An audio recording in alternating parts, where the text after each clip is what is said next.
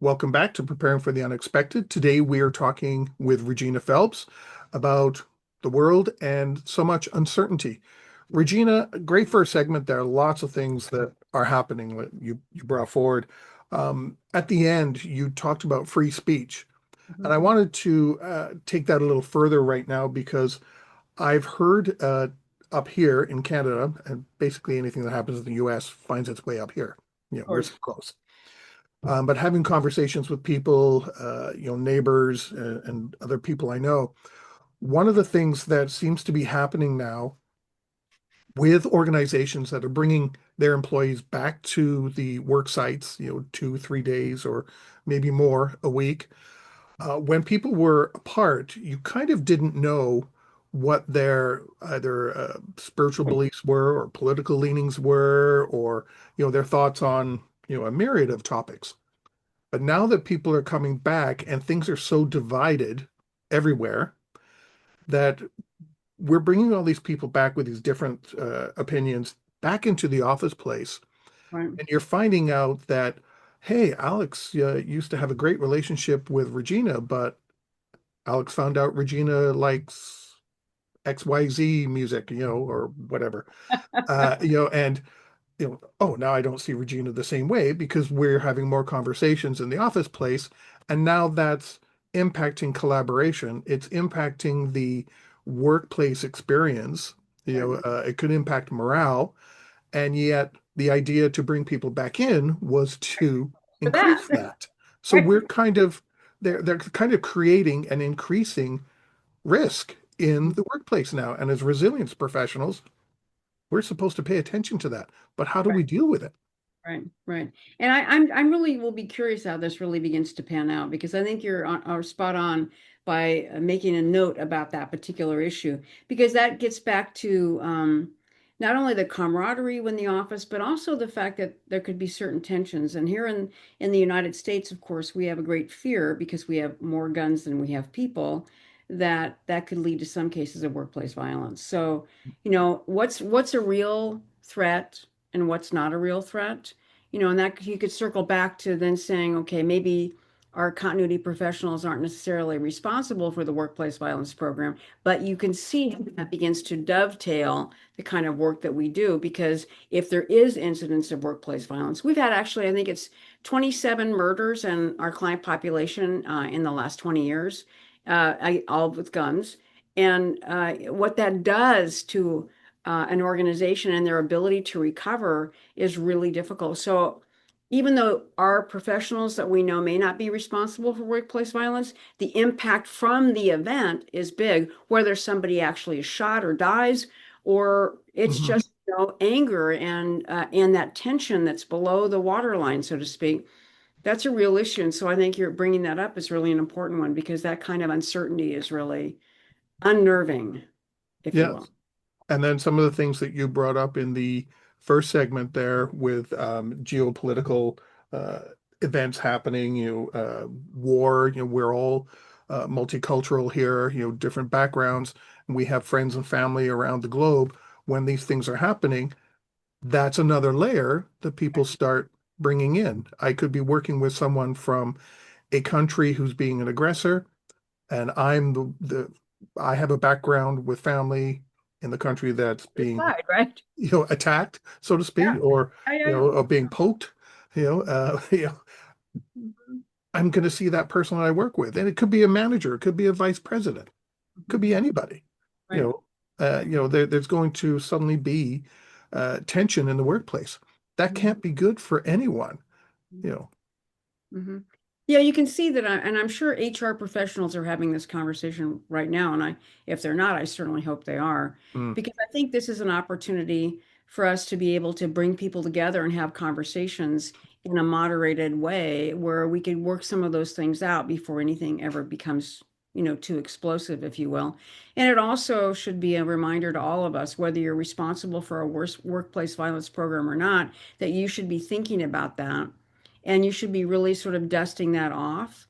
And when we write workplace violence programs, we talk about one of the first things you want to develop is a threat assessment team so that they would actually be called in. So that could be somebody from either some, your security person, your facilities person, probably some in-house legal counsel, maybe a comms person. You might bring in a psychologist on contract just to be able to advise that group, and then hear kind of what's happening on the floor, so to speak, Yeah, and then determine what a course of action is, not waiting until some sort of act happens. But if there's this undercurrent, as we've been discussing, I think it's important to actually do that sooner rather than later, right? right. And I hope, like you said, HR professionals or somebody is Yeah, taking it's this into talking about account that. because Hmm. everywhere it's becoming a bit of a powder cake now. Yeah, So, yeah, yeah. you have to look at it. Hmm. And you take that a step further, the outside of your office, and you're now have some of these events and same risks appearing with your third parties. Right, So now the right. people We're you all deal connected, right? with, yeah, Yeah, we're all connected.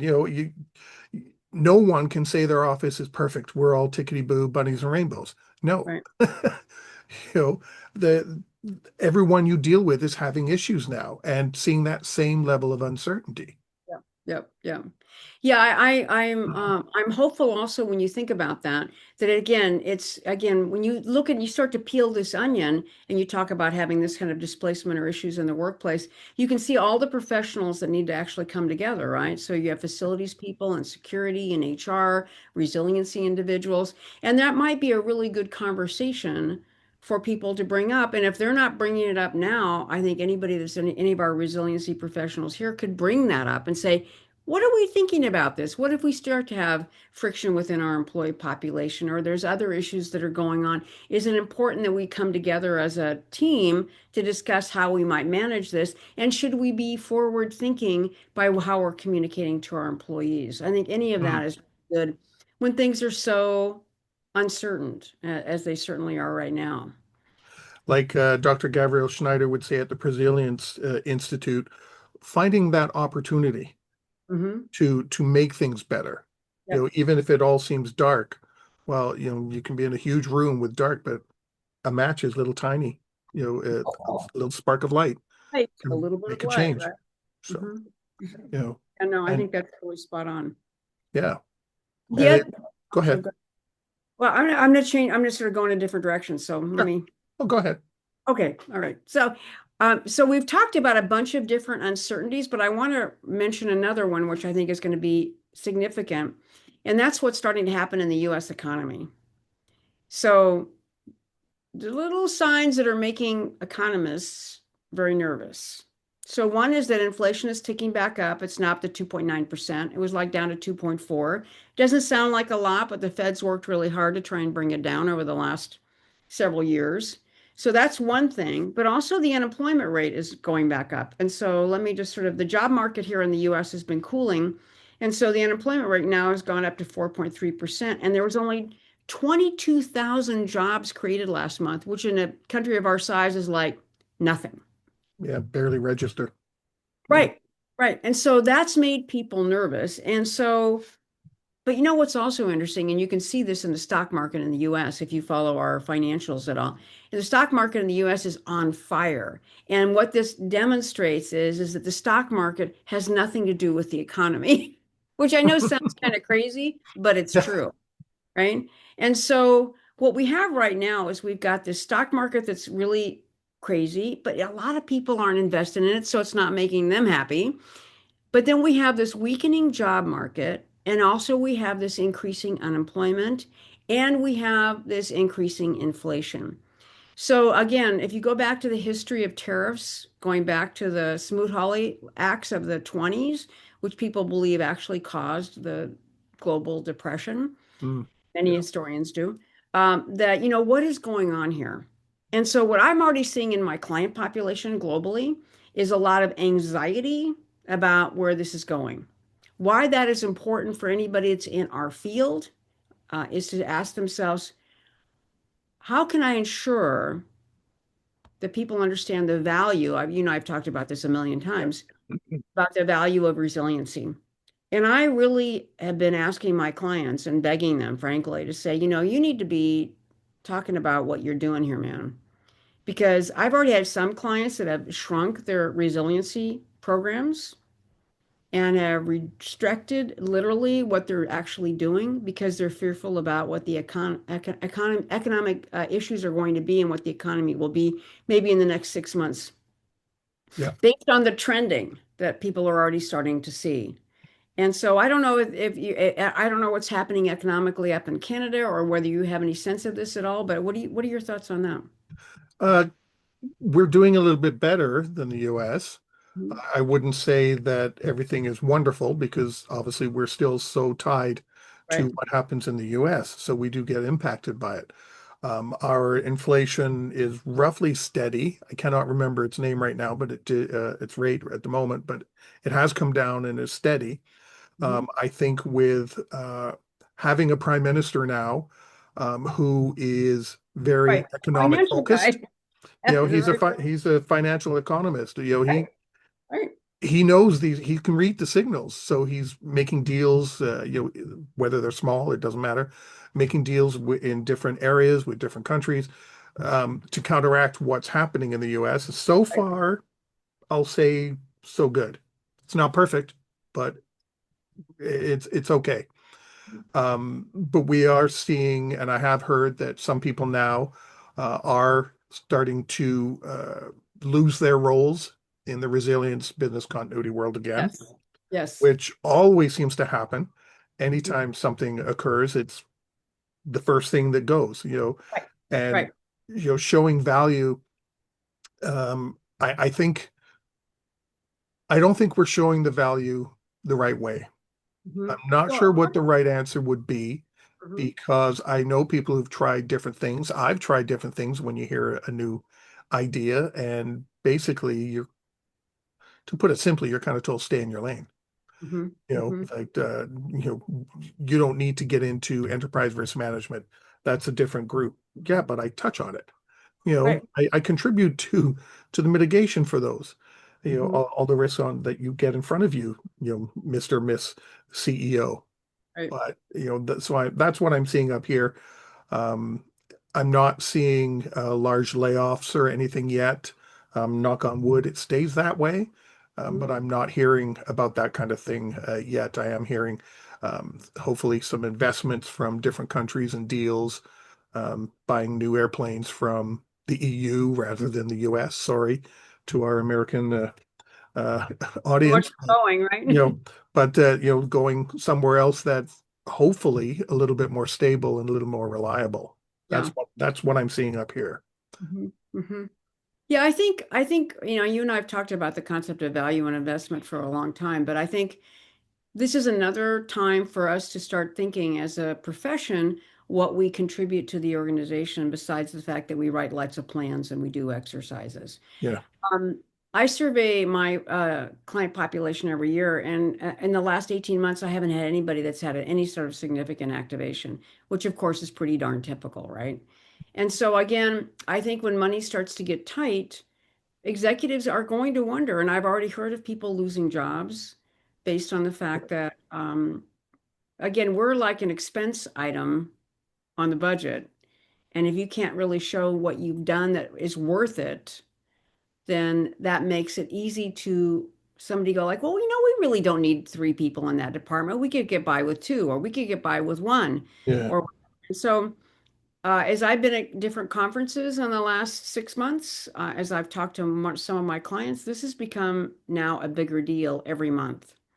And I think with the economy in the United States kind of slowing with this issue and this conflict with tariffs, there's a lot of uncertainty about where we're going. And just the ticking up of the inflation, the downsizing, if you will, of departments and the small number of jobs being created should give everybody pause. yeah. I live in the Bay Area in California. I live in San Francisco, and of course we are like the ground zero for AI, Mm. literally. And so I can't tell you how many layoffs I have seen in technology. I haven't seen this many layoffs in technology since the economic boom and bust that happened in the early 2000s before the internet really picked up. Yeah, yeah, So we are seeing large numbers of people lose their jobs. Now they're all in these technology companies, but the number one reason why it's being said that they are losing their jobs, what do you think that answer is, Alex? AI. Yes. And in fact, there's been some people like Larry Ellison from Oracle was sort of bragging that he had just laid off a bunch of people because of the big savings of AI. And I just thought, oh my God, really? We've gotten to that?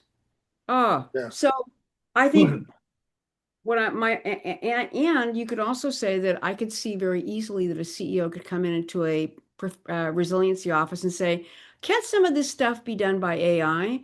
And I could see other people losing their job because of that. So I think there's going to be a lot of pressures on us that we need to really look at seriously. And I can see people, we've come to the end of the segment, but I just wanted to say I can see people using AI to create a continuity plan, not validating it, not tying it back to any Totally. function, not special function, well, special functions and critical functions and technology, and thinking this will do us. Yep. Tick mark, done. That's 100%. what's going to happen. 100%. Yeah. 100%. We'll talk more about this in our final segment. Today, we're talking with Regina Phelps, and we will be right back.